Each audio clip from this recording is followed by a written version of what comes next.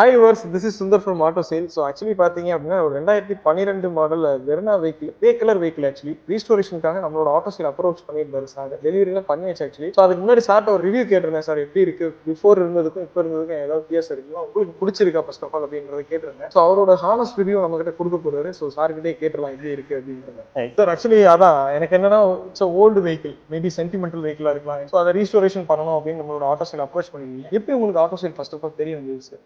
கொஞ்சம் வீடியோஸ் பார்த்தேன்.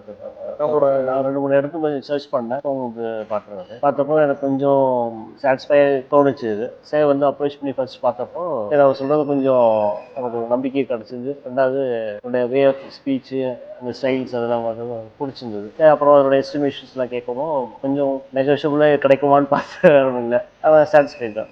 Quality of work எப்படி இருக்கு சார்? பெயிண்ட் அவுட் ஃபினிஷிங் எப்படி வந்திருக்கு? நல்லா இருக்கு. அப்படியே கம்பெனி பெயிண்டிங் மாதிரி. Okay, super super. ஸோ அதுதான் எங்களோட பாயிண்ட் ஆஃப் வியூ. ஏன்னா ஒரு ஹானஸ்ட் ரிவ்யூ இருந்தால் மட்டும்தான் கஸ்டமருக்கு அது இன்னொரு கஸ்டமருக்கு போய் சேரும்போது பர்ஃபெக்டாக இருக்கும். உங்களுக்கு அது ஹானஸ்டாக இருக்கா? இப்படி பர்ஃபெக்டான ஃபினிஷிங் வந்திருக்கா? Okay sir, thank you so much for the review sir. It was nice meeting you. Again we will meet sir. Thank you so much.